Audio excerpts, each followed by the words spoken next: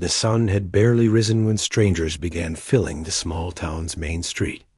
It was not the kind of place where famous people visited, let alone stayed for long, so the sight of expensive cars rolling in made everyone curious. Shop owners stood by their doors, wondering what all the fuss was about. Kids pressed their faces against windows, pointing at the long black car parked in front of the community hall. Inside that car sat a pianist who was known around the world for his dramatic performances and even more dramatic attitude. He was the type of performer who believed he was above everyone else. Someone who carried himself like the world ate him applause every time he entered a room. People admired his talent, of course, but they did not always admire his character. Fame had shaped him into someone who cared more about being admired than being understood. He stepped out of the car with a confident stride, wearing a long coat that looked too fancy for a small-town morning. A few people clapped politely, more out of surprise than actual excitement, but he accepted the applause as if he were walking onto a grand stage. He barely nodded at the crowd before heading inside the hall, where he would be performing at a charity event later that day. The community hall was old but welcoming. Posters of local events covered the walls, and the wooden floor creaked with every step. A few workers were still cleaning the place, sweeping dust from corners, arranging chairs, and checking lights. The pianist took one quick look around and frowned, as if the modest setup offended him. He was used to big theaters, velvet curtains, and fancy lighting. This hall seemed too simple, too quiet, too ordinary for someone of his status, but the event organizers had chosen this place for a reason. It was the heart of the town, where everyone gathered for celebrations, meetings, music practice, and anything that brought the community together. They hoped his performance would encourage donations for a local children's program. They had worked hard to prepare for his arrival, even if they did not know how difficult he could be to please Dot as he walked toward the stage area. He heard the soft sound of a piano. The notes floated gently through the empty hall, warm and calm, as if they were trying to soothe the morning itself. He paused. Someone was playing the piano he was supposed to use later. He looked toward the stage and saw a woman sitting there, her back slightly hunched, her fingers moving slowly over the worn keys. Her clothes were plain, her hair tied loosely behind her head, and a cleaning cloth rested beside her. It was clear she wasn't part of the event staff for the show, just someone helping clean before the crowd arrived.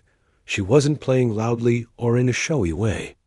In fact, she seemed lost in her own world, touching the keys as if each note carried a memory. The melody was simple but full of feeling. It was the kind of playing that didn't try to impress anyone. It simply spoke to whoever was willing to listen. The pianist watched for a few seconds, then rolled his eyes. He didn't care for quiet emotional pieces, unless he was the one playing them. He walked forward and cleared his throat loudly. The woman instantly pulled her hands back from the keys and stood up, looking as if she had been caught doing something wrong. "Is this what passes for music here?" he said, his tone sharp and cold. "This piano is meant for a concert, not for whatever that was." The woman blinked, confused by the sudden harshness. She wasn't expecting anyone to listen, let alone judge her. "I'm sorry," she said softly. "I was just passing the time while waiting for the floor to dry." He brushed imaginary dust from his coat sleeve.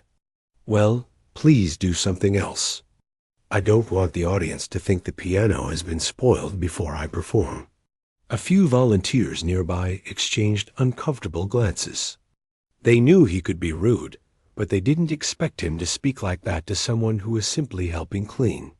Still, no one said anything. They didn't want to upset the guest of honor. The woman nodded and picked up her cloth again, avoiding his eyes. She walked to the side of the hall to finish her work, but the pianist wasn't done criticizing. "Tell me," he said loudly enough for the volunteers to hear, "is everyone in this town musically inexperienced? Or is it just the ones who pretend they can play? The volunteers froze. The woman kept her head down, pretending she didn't hear him, but her hands tightened around the cloth. One of the volunteers, an older man, stepped forward carefully. She didn't mean any harm. She's played a little for years, just for herself.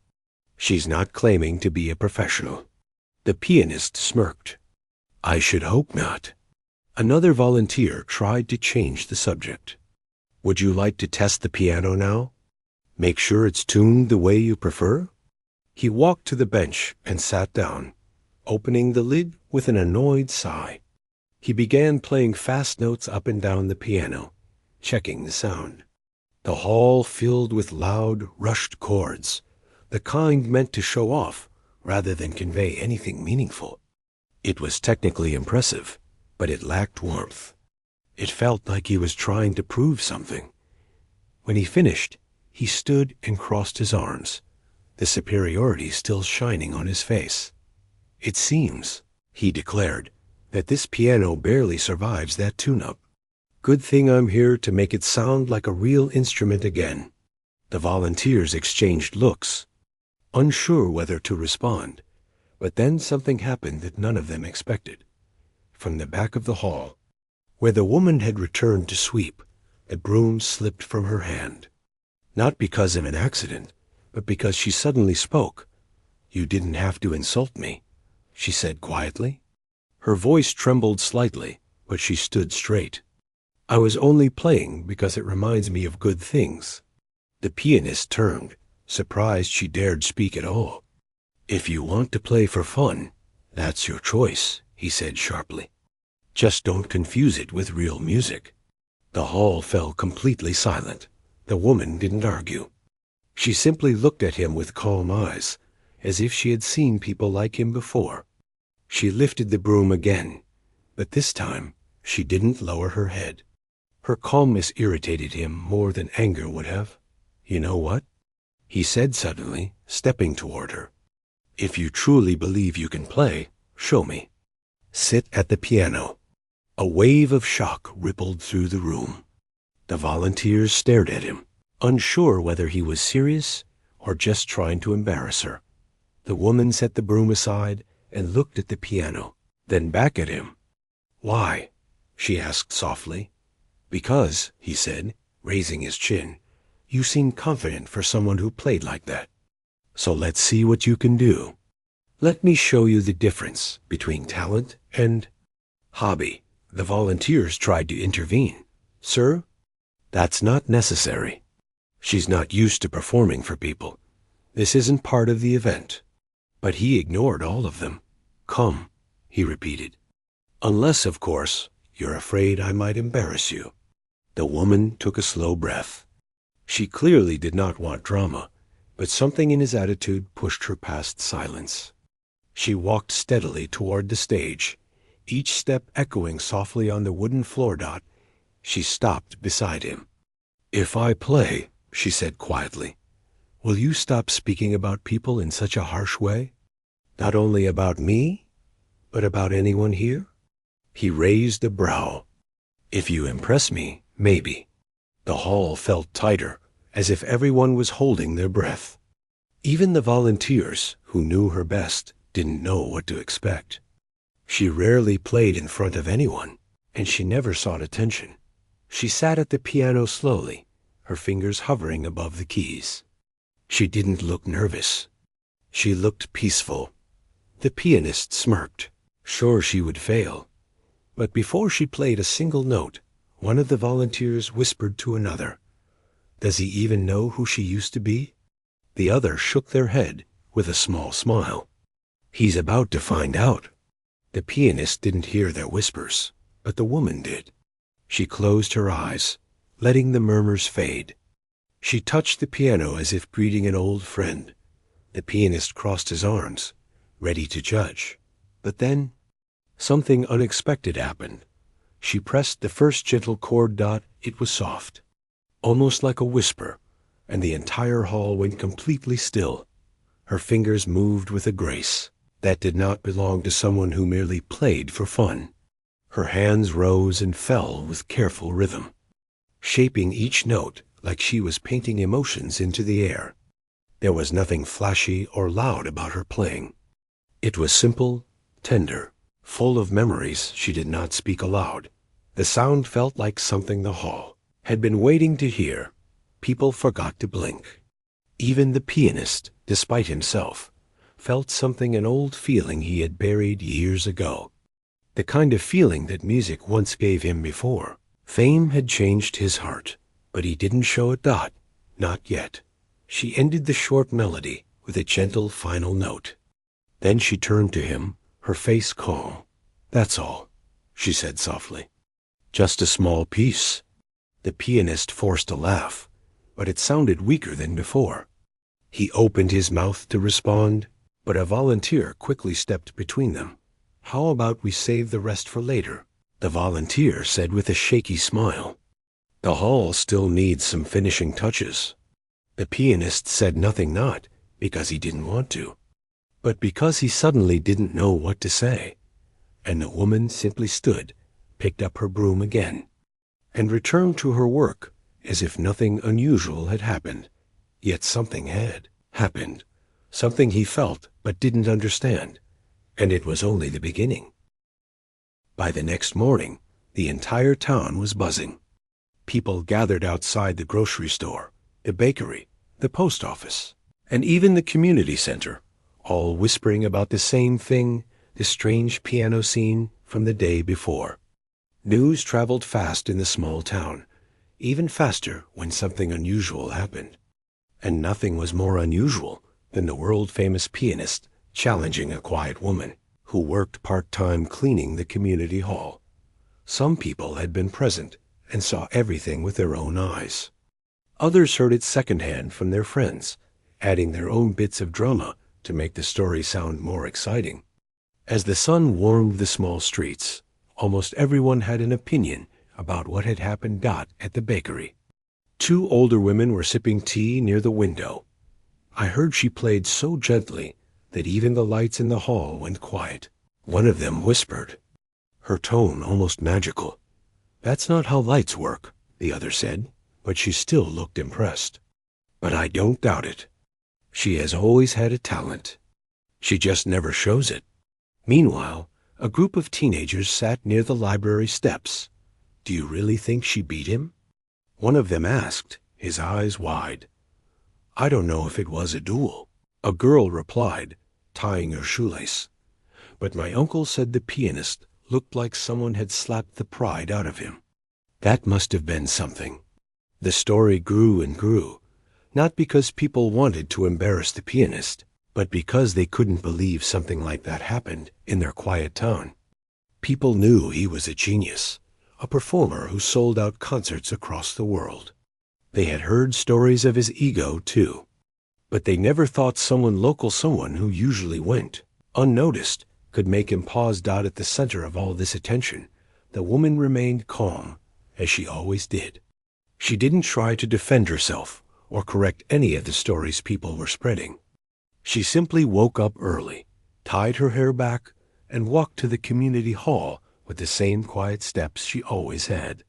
She had chores to finish before the new decorations went up for the charity event, but when she arrived at the hall, she was surprised to see people waiting outside.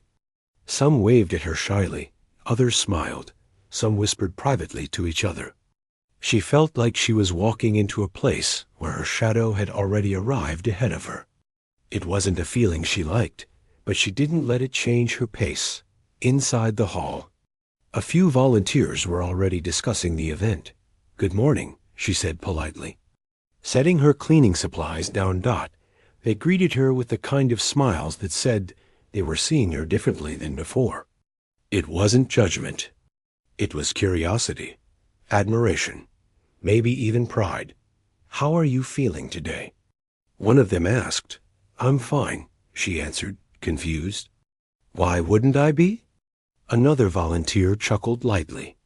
"You don't know what's going on, do you?" She shook her head gently. "Not really. People looked at me strangely outside, but I didn't think much of it." "Oh," one of them said, exchanging glances with the others.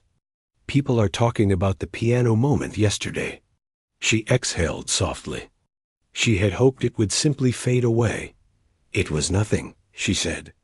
He was rude, and I responded with a little music. That's all. But to them, it wasn't nothing. The way she had carried herself, the way she had played without fear, the way she didn't let him walk over her, it had impressed people. She wasn't someone who liked attention, but at that moment, she couldn't escape it. The volunteers tried not to overwhelm her with questions, though they clearly wanted to know more. Instead, they let her get to work. She swept the floors, dusted the corners, and helped move chairs into neat rows. But every now and then, someone would pause and watch her, as if trying to understand how someone so quiet could hold so much talent. By late morning, the pianist arrived. He walked into the hall with the same confidence he always carried, but something was noticeably different. His steps were stiff. His expression was tight. He scanned the room until his eyes landed on her. She didn't look away. She simply continued sweeping. He expected whispers. He expected people to stare at him, but he hadn't expected them to look at her with admiration. It unsettled him. He wasn't used to being the lesser presence in any room. And yet now, in this simple community hall, he felt like an outsider. He didn't speak right away. Instead, he walked to the stage and sat at the piano, his fingers lightly touching the keys. He played a few notes, but they didn't sound the way he wanted. He tried again, adjusting the tune, then stopping in frustration. One of the volunteers walked up to him carefully. "Is everything all right?" "Yes," he said quickly. Too quickly. The woman continued sweeping. For a moment, he watched her from the corner of his eye. There was no pride in her, no gloating, no hidden smile, as if she had won anything. She simply did her job, the same way she always had. And that bothered him even more. He was used to having people react to him, either with admiration or annoyance, but never with indifference. Finally, he stood and walked toward her. "Yesterday," he said, clearing his throat, "you took advantage of the moment." She paused but didn't turn to him yet. "How so?" "You played something emotional. Something that wasn't meant to be compared to my performance." She slowly turned, holding the broom with both hands. "You challenged me," she replied softly. "I only responded to your challenge." He opened his mouth to argue, but nothing came out. She wasn't wrong. He had mocked her first. He had pushed her. He had wanted to show off. He had wanted to prove she was beneath him. The memory made him feel something unusual, embarrassment. She began sweeping again. He watched her for a long moment before finally speaking. "People are misunderstanding what happened." "Let them," she said without looking up. "It doesn't matter. It matters to me." She paused again. "Then that seems like your concern, not mine." He didn't respond. He wasn't used to being dismissed with such calm logic. But as the day continued, more people arrived at the hall to help with decorations or check the setup. Each time someone came in, they whispered about the duel. A few looked at the pianist with curiosity, expecting him to be proud of the attention. Instead, his face grew more and more uncomfortable. He couldn't understand it. Why was he the uncomfortable one? He was the famous one. He was the trained one. He had the reputation. Yet somehow, the quiet woman who had never asked for attention had become the center of the story. Later in the afternoon, a group of children ran into the hall, excited for rehearsal. They were part of the group performing during the charity event. They saw the pianist and immediately whispered excitedly. But before approaching him, they ran to the woman. "Is it true you played yesterday?" One of the kids asked. "Can you teach us that song someday?" She looked genuinely surprised. "Maybe," she said gently. "But today, we need to practice your part for the event." The pianist watched this from across the room.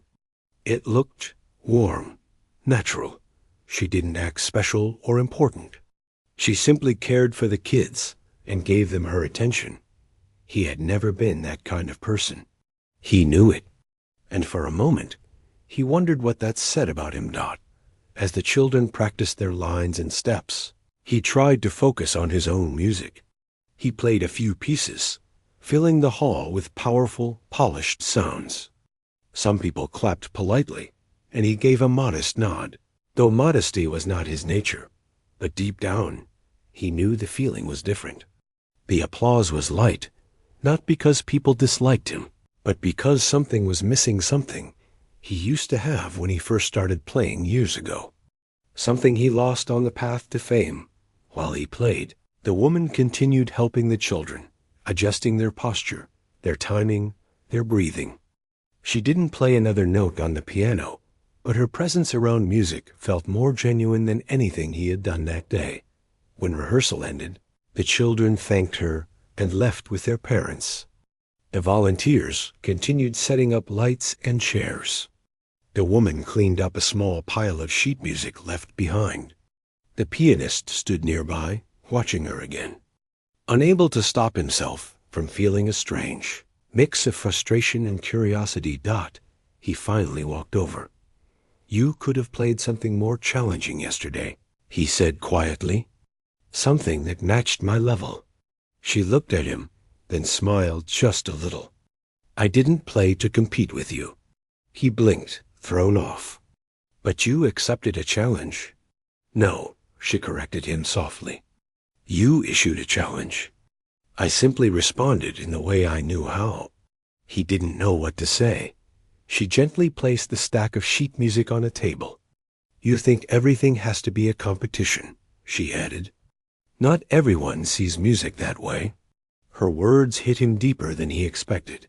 He almost asked her what she meant, but before he could, one of the volunteers called her name, asking for help moving tables. She went without hesitation, leaving the pianist standing alone beside the piano. For the first time in a long time, he wondered if he had been wrong about more than just yesterday's moment. Maybe he had been wrong about music, about himself, about the way he treated people who didn't have the same opportunities he did. That evening, when the hall emptied and the lights dimmed, he sat at the piano again.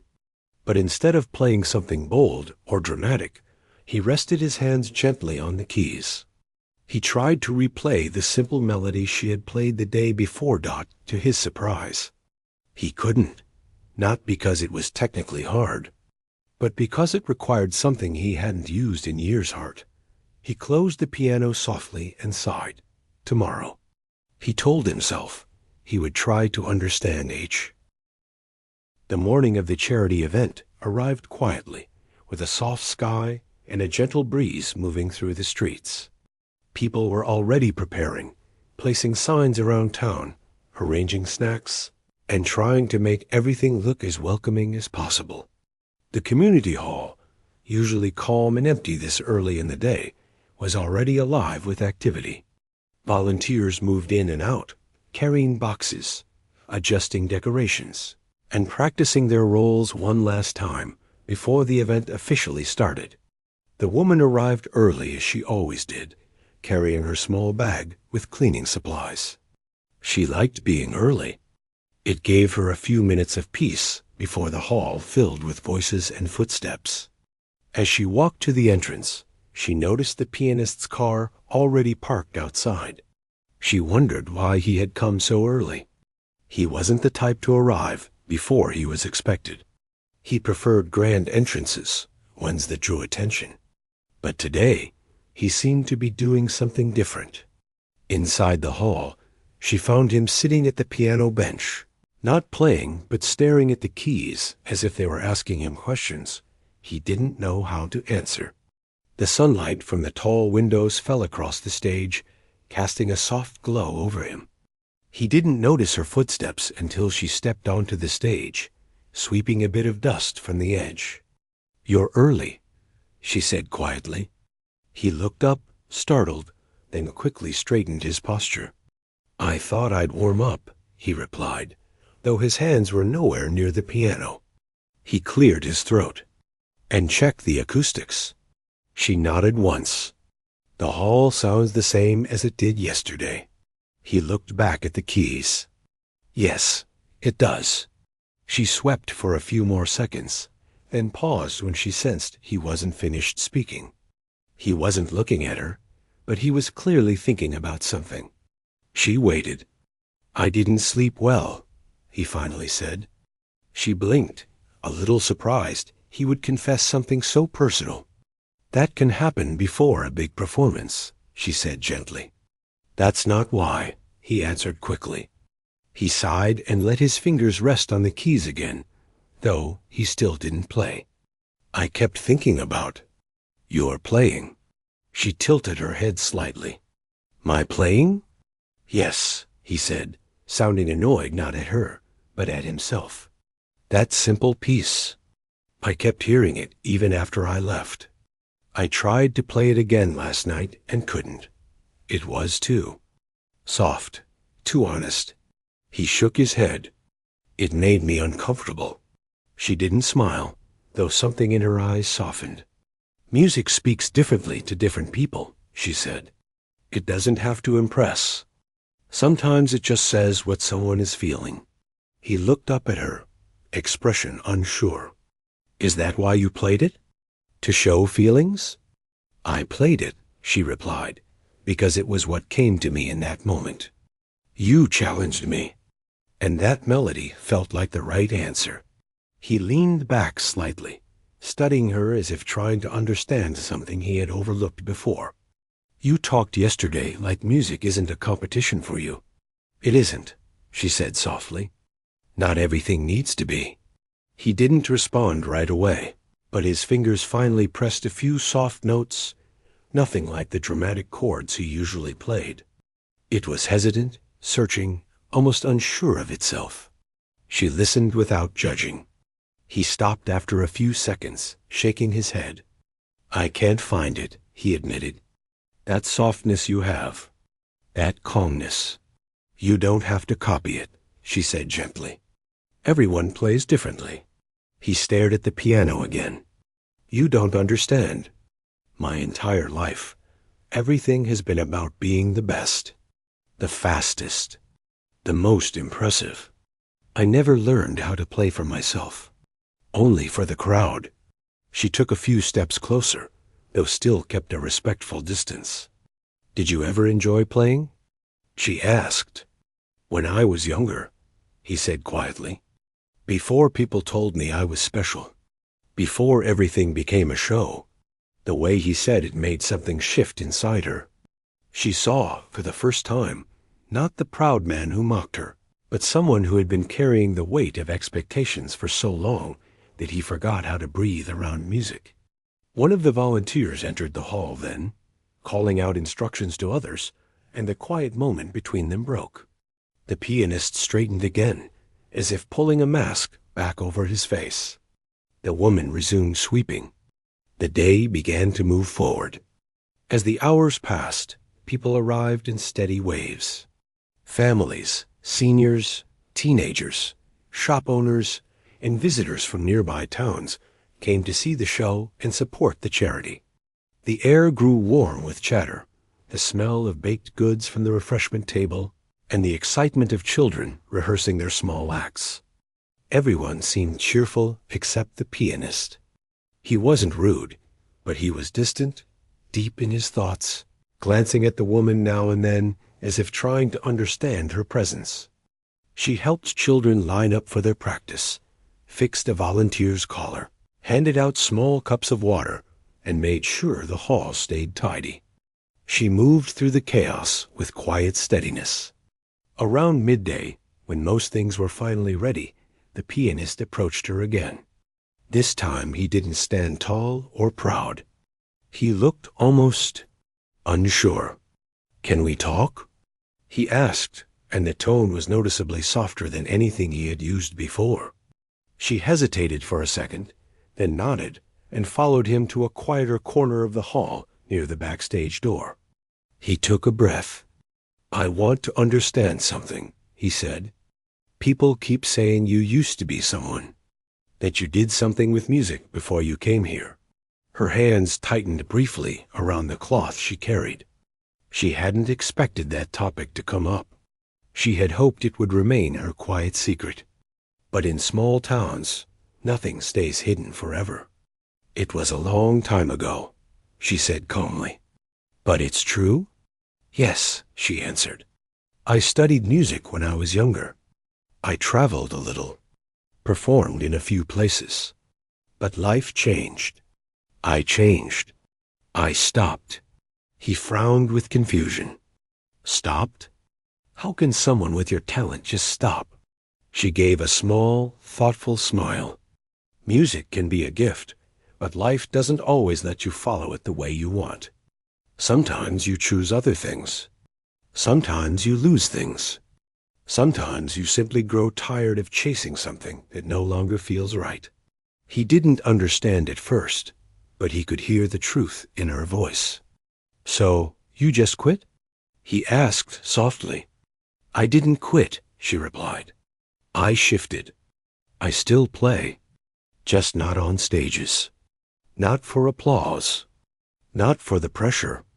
I play when I feel like it, when my heart is quiet enough to hear the music again. He looked at her as if he had never considered that music could be something peaceful instead of something demanding. Did you ever want to be famous? He asked. At one time, she admitted. I thought fame meant success. I thought it meant being recognized, being valued. She paused, breathing gently.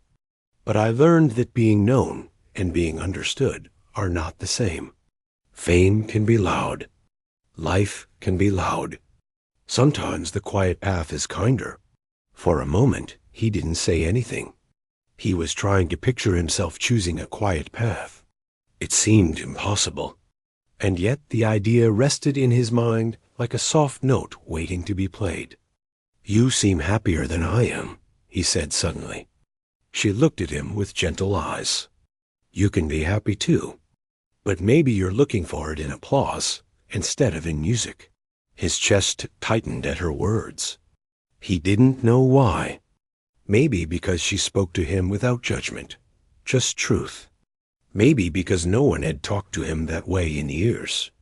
Before he could reply, a volunteer called out from across the hall. We need someone to help test the microphone. The woman excused herself and walked toward the stage to assist. The pianist watched her go, feeling something unfamiliar, a quiet respect, maybe even gratitude. She had answered him honestly, something very few people did. She didn't fear him or try to impress him. She simply spoke from her heart. The event began later that afternoon. Families filled the seats, children lined up backstage, and the hall glowed with anticipation. The pianist was scheduled to close the event with a performance, the highlight everyone was looking forward to. But as he watched the children sing their songs, watched a young boy nervously recite a poem, watched a group of teenagers perform a simple dance, he felt something shift inside him. These weren't polished acts. These weren't trained performers. But their effort, their sincerity, their joy, it felt more honest than anything he had done in a long time. When the woman stepped onto the stage to introduce the next act, the room erupted with cheers from children. She smiled warmly, and he noticed how naturally she belonged among them. Not as a performer, but as someone who cared, someone who gave without needing applause. He looked at the piano waiting for him. For the first time in years, he wondered what he should play, not to impress, but to speak. When it was finally his turn, the crowd clapped loudly.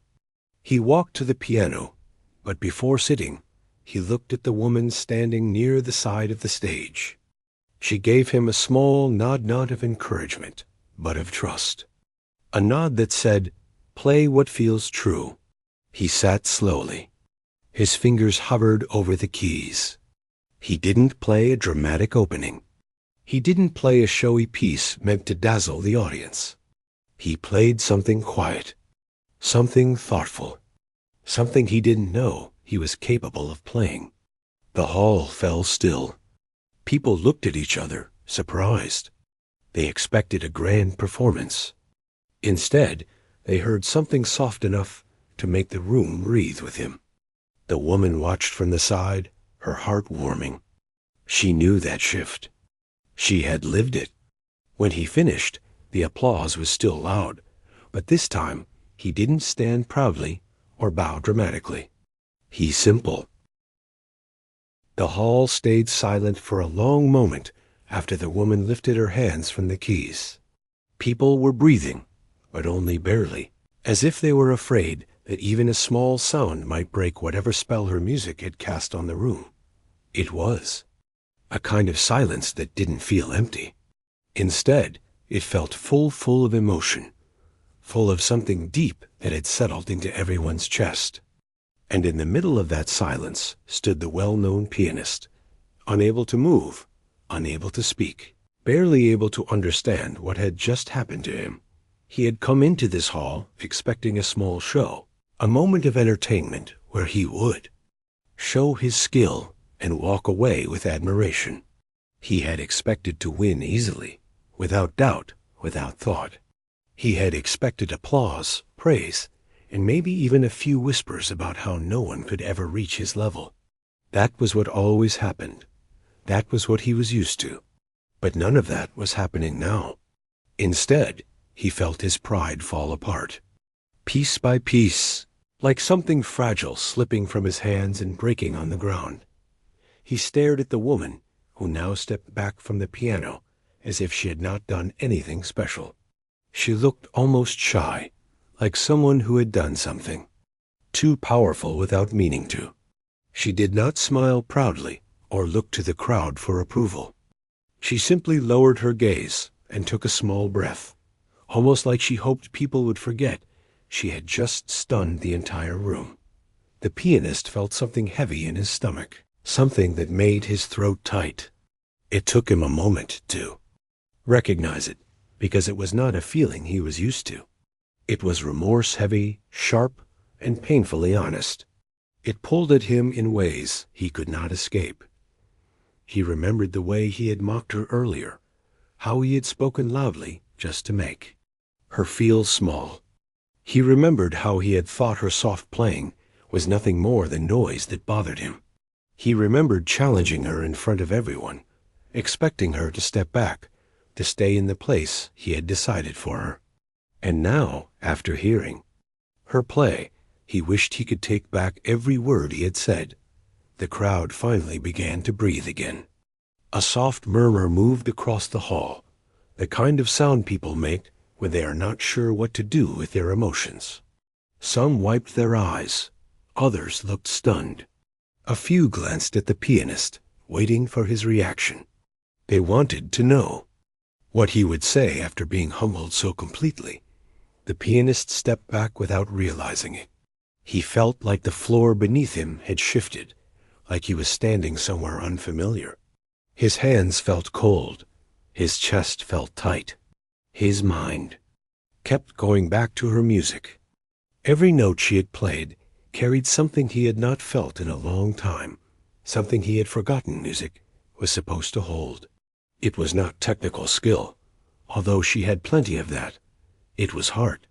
It was honesty. It was the kind of sound that came from pain and healing mixed together, from memories that were heavy but treasured, from experiences that had shaped her deeply. He realized, with a slow sinking feeling, that she had not been trying to compete. She had not been trying to impress anyone. She had simply played from a place inside her that he could no longer reach. Somewhere along his journey of fame and recognition, he had lost that place.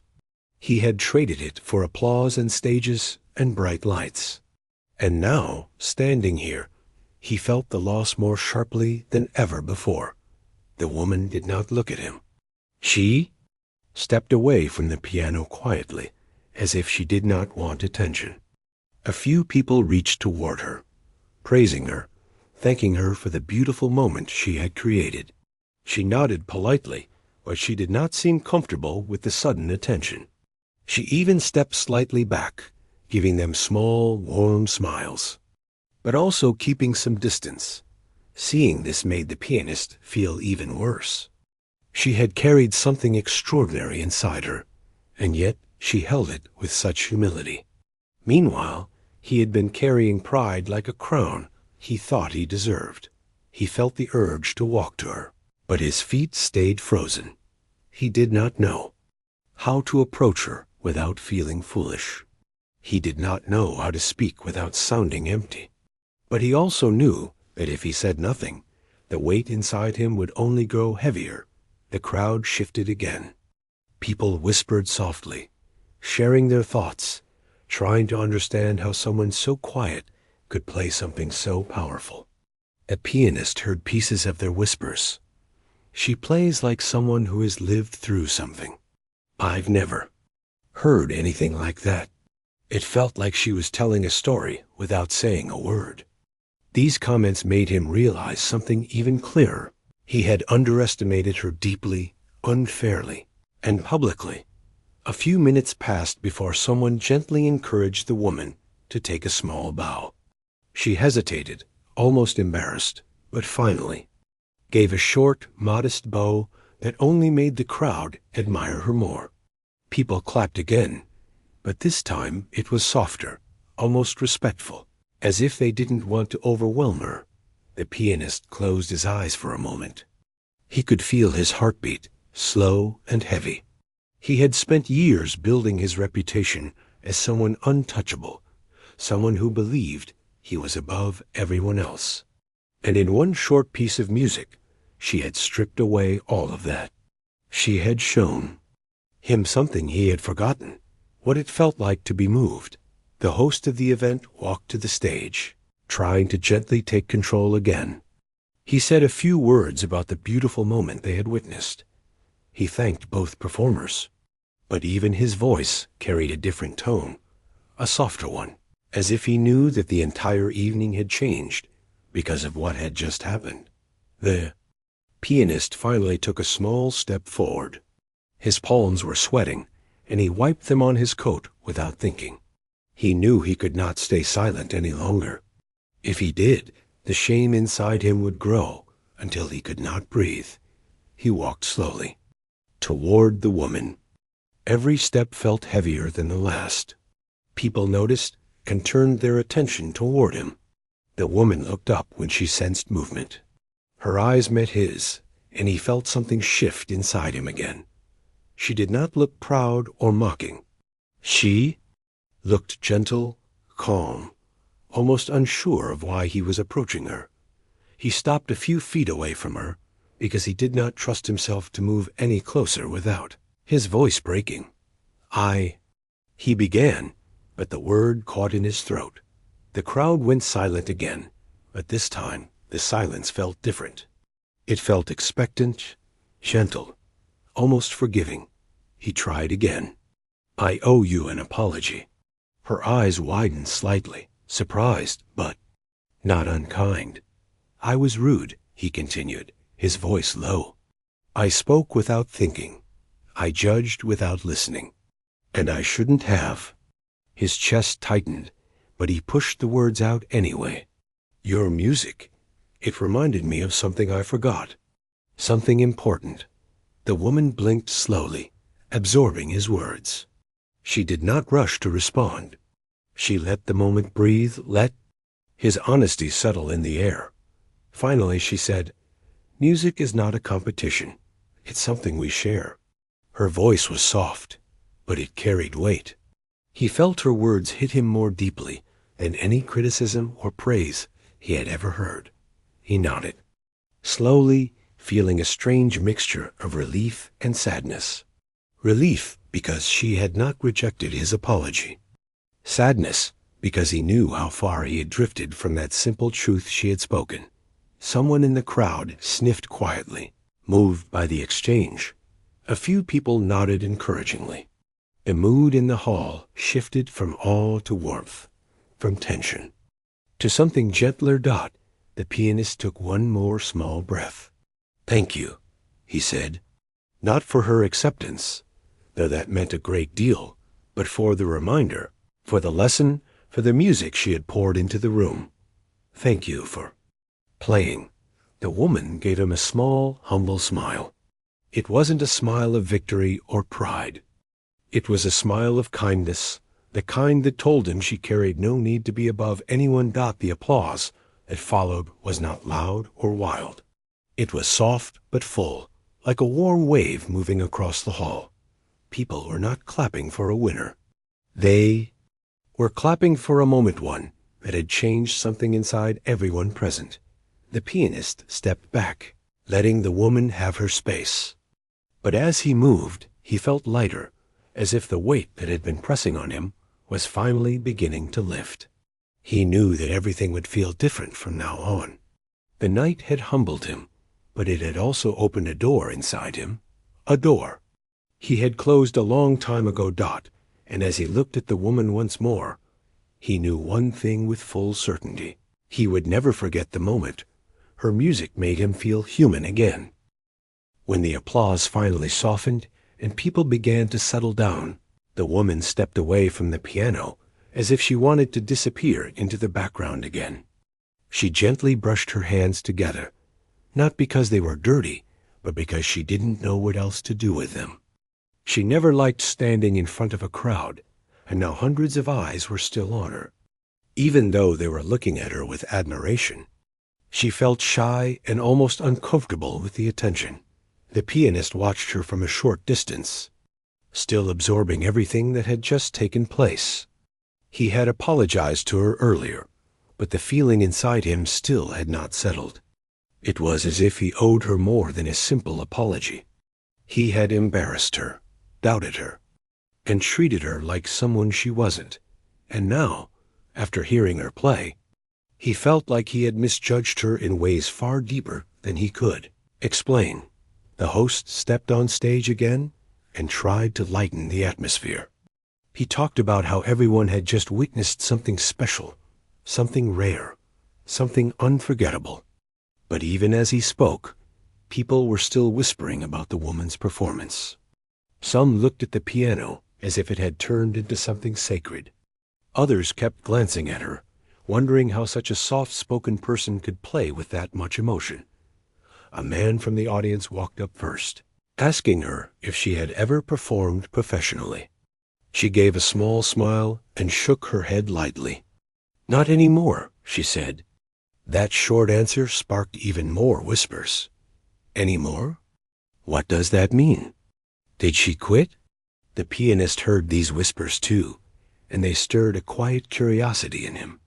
He didn't want to pry, but he sensed there was a story behind her music, something painful and beautiful at the same time. He could hear it in every note she played. A woman from the back approached next, praising her and asking where she had learned to play like that. The woman blinked slowly, unsure of how to answer. "It's been many years," she said softly. "I used to play more, but life changed." The pianist's chest tightened a little. He could hear the weight in her words. He could hear how carefully she spoke, as if there were memories she didn't want to open fully. After a few more people spoke to her, she gently excused herself and moved toward the edge of the crowd, hoping to find some quiet space. She wasn't running away, but she needed air, away from the bright lights and the dozens of emotional faces. The pianist saw her leaving and hesitated only a moment before following. He wasn't sure what he would say, but he knew he wanted to talk to her again. Not as a performer, not as someone trying to fix his reputation, but as someone who felt deeply moved and wanted to understand the person behind the music. He caught up to her near the side exit of the hall. She was standing alone, looking at the floor, almost as if grounding herself. When she noticed his shadow approaching, she lifted her head slowly. "I hope I'm not disturbing you," he said softly. She shook her head. "No, it's all right." For a few seconds, neither spoke. The hallway hummed softly with distant voices from the main hall. But here it felt quiet, peaceful, almost intimate. "You play with so much feeling," he finally said. It's different from anything I've heard. She gave a small smile, but didn't meet his eyes directly. Thank you. You said you used to play more, he continued gently. If you don't mind, why did you stop? She paused a long time. Her fingers touched the edge of her sleeve, as if she was unsure whether she should answer. When she finally did, her voice was barely above a whisper. I lost someone, she said. Someone close to me. After that, the music felt too heavy. I couldn't touch the piano without feeling like all the memories would come out at once. The pianist felt a sting in his chest. He didn't know what to say, but he understood more than she knew. Music was powerful like that. It could heal, but it could also hurt. I'm sorry, he said quietly. She nodded slightly, acknowledging his words but not lingering on them. I stopped playing at concerts, stopped teaching, stopped everything. I only play alone now, when I need to breathe. Her honesty carried a gentle sadness that made the pianist's throat tighten. He suddenly felt embarrassed for treating her the way he had earlier. He had turned the piano into a tool for ego, while she had used it as a way to survive something painful. He looked at her for a moment, studying her calm face, the softness in her eyes, the way she held herself with quiet strength. She was not someone looking for glory.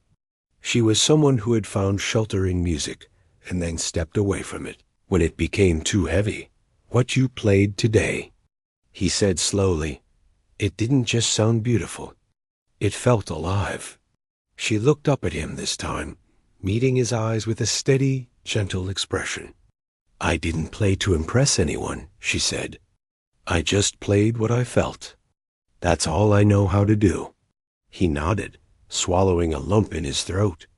That's exactly what I've been missing. She tilted her head slightly. What do you mean? He took a breath, letting the words come naturally. I used to play for the love of it.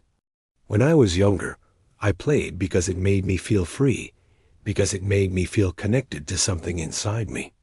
But after I became known, everything changed. I started playing for applause, for perfection, for the crowd's approval. Somewhere along the way, the feeling disappeared. The woman looked at him with an expression that was both understanding and gentle. She didn't say anything, but he could tell she understood in a way few others might. He continued, When I heard you play tonight, something inside me woke up, something I thought I had lost. You reminded me of why I started playing in the first place.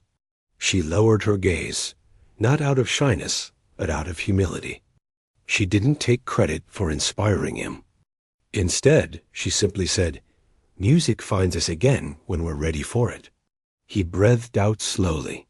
Her words were simple, but they carried a quiet wisdom that struck him deeply. After a moment, she turned slightly, looking toward the closed door of the hall. The people inside? They were very kind, she said softly. But I didn't expect any of this. I only came here to help clean up for the event. He almost smiled at how small she tried to make herself, despite the incredible power she carried. You gave them something they'll remember for a long time, he said. She looked at him again, but her expression held a quiet sadness. It was just one song, she said. I don't know if I could do it again. He stepped a little closer, his voice gentle. I think you can. I think you just don't realize it yet. She looked thoughtful, maybe even uncertain. For a moment, silence settled again, but it wasn't heavy. It was reflective, warm, almost hopeful. He studied her for a moment, and then spoke carefully, not wanting to overwhelm her. Would you consider playing together sometime? He asked, not a performance, not a competition, just two people sharing music. Her eyes widened slightly, surprised again by his sincerity. She didn't answer right away. She took a slow breath as if testing the idea quietly within herself. Finally, she said, Maybe, I don't know yet, but maybe. That small answer felt like a larger step than anything he had expected. It wasn't a promise, but it was an opening, a possibility. Before they could continue, a few people from the event came into the hallway, looking for both of them. They wanted to thank the pianist and check if the woman was all right. The sound of footsteps and voices filled the quiet space, and the moment between them softened as they stepped back. The pianist watched as the woman was gently surrounded by a few people who praised her again. She listened politely, offering shy smiles. Even though she seemed overwhelmed, she handled it with grace. As he stood there, seeing how people responded to her with so much respect, he felt something shift inside him. He knew now that he wanted to learn from her, not just musically, but emotionally. She carried a kind of sincerity he had forgotten how to hold. She played with honesty, and she lived with humility. The host approached the pianist and clasped his shoulder warmly. "Thank you for what you said earlier," the host told him. "It showed real character." The pianist nodded, though he didn't feel like he deserved praise. The only real honor belonged to the woman who had played from her heart. As the crowd slowly scattered and the hall began to empty, the pianist glanced at the woman once more. She stood near the door, talking softly with an older couple who seemed to know her from the past. She looked peaceful, like someone slowly stepping back into a world she once loved but had left behind. He knew this night had changed him, and he could see that in a small but important way. It had changed her too. Something new had begun for both of them, something neither of them had planned, but something neither would forget. The night had turned calm by the time the hall emptied. Most of the guests had already left, stepping into the quiet streets outside with warm expressions and conversations filled with the memory of what they had witnessed. The woman lingered near the small table where she had left her coat, waiting until the last bit of noise faded. The pianist stayed too, not because he needed to, but because something kept him from walking away. He felt like the night still had something left to unfold. She finally picked up her coat and moved toward the side door. He followed a few steps behind, not wanting to push himself into her space, but also not wanting to let the night end without speaking to her again.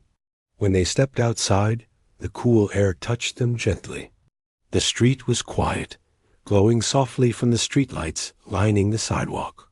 It felt like the world had slowed down just for them. For a moment, they walked side by side without speaking. It wasn't awkward, just peaceful. The woman pulled her coat closer around her shoulders, and the pianist kept his hands in his pockets, unsure of what to say that wouldn't break the calm. "You know," she said after a while, "I didn't expect today to go like this." He let out a small, warm breath. "Neither did I." She gave a soft laugh, the kind that came more from surprise than amusement. "I thought I would just help with the event setup and go home. I didn't think I would end up sitting at a piano in front of everyone." "Because of me," he said, the regret in his voice clear. She looked at him gently. "Because you asked, but also because maybe I needed to play again without planning it." He stopped walking for a second, surprised by the honesty in her words. When she noticed he had paused, she turned to face him. "What do you mean?" he asked softly. She thought for a moment before answering. "Sometimes life gets so heavy that we run away from the things that used to give us joy. We think avoiding them will protect us from the memories. But today, when I touched those keys, it didn't feel like it used to. It didn't hurt the same." He listened closely, recognizing something familiar in her words. "Do you think you'll play again?" he asked, his voice gentle and curious. She looked down at her hands for a moment, turning them slightly in the glow of the streetlight. "Maybe. Not the way I used to, not on big stages or for large crowds, but maybe for myself again. And maybe with someone who understands music the way it's meant to be felt." He knew she meant that last part not as a compliment, but as a truth she was starting to believe again. It made something inside him warm. They continued walking until they reached the small park beside the hall. She slowed when she reached a bench, and he followed without needing to be asked. They sat down quietly, listening to the faint rustle of leaves. It was late, but the park lights were still on, soft and warm. It felt like a safe place to share honest words. After a moment, she spoke again. When I used to play, people would always ask the same questions. They cared about technique, speed, perfect notes, all the things you can measure. But they never asked how the music felt.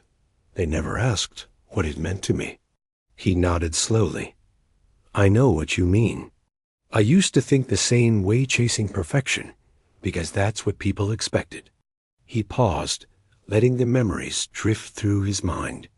But today, when you played, I realized how empty perfection feels without meaning behind it. She looked at him thoughtfully, not judging, simply absorbing his honesty. Meaning is the part you can't teach, she said. It comes from life. He gave a slow nod. And you reminded me of that. For a moment, they both fell quiet. Again, but this time it was a quiet filled with connection, not distance. Finally, he turned slightly toward her. You know, earlier today, before any of this happened, I thought I was at the top of my world. I thought I had no more to learn. He gave a small, self-aware grin. Turns out, I was wrong. She folded her hands in her lap, looking at him with a soft, thoughtful gaze. You're not the only one who learned something today, she said. I thought I had lost the part of me that could feel music the way I used to. But it was still there, just waiting. Her words hung in the air, warm and gentle. The pianist felt something shift softly in his chest, a kind of relief mixed with hope. He wasn't sure what this moment meant for the future, but he knew it was important. She stood up slowly, brushing her coat lightly with her hands. I should get going, she said. It's getting late. He rose as well. Can I walk you home? She looked at him, not surprised, but touched. After a brief pause, she nodded. If you'd like. They walked out of the park and down a quiet path. The distant sound of cars hummed softly, but the street felt calm. As they walked, she told him a little about her life, not in heavy details, but in the simple pieces she was comfortable sharing. She talked about how she used to play at small gatherings, how she used to teach children for fun, how music once shaped her days. He listened carefully, letting every word sink in, learning to understand her not as someone who had impressed a crowd, but as someone human, carrying memories, wounds, and quiet dreams. When she asked him about his life, he answered honestly, too, not with grand stories of fame, but with truths he hadn't spoken in a long time. He told her how exhausting the pressure had become, how lonely applause can feel when it becomes the only measure of success, how he had forgotten to feel joy in the simple act of touching the keys. Their conversation felt like two lanterns gently finding each other in the dark. Eventually, they reached her street. She stopped near the corner, turning to face him with a soft expression. Her home was only a short walk away. Thank you for walking with me, she said. Thank you for letting me, he replied. She held his gaze for a moment longer, her eyes kind and sincere. Today changed things, she said. For both of us, he nodded. I know. I don't know what will happen next, she added, but I'm open to seeing where it goes. Her simple honesty touched him deeply. He didn't try to promise anything big, didn't try to impress her or make a grand gesture. Instead, he said the truest thing he felt. I would like that. She smiled gently. A real smile, soft, warm, sincere. Good night, she said. Good night, he responded. She walked down the quiet street toward her home, her steps small and peaceful.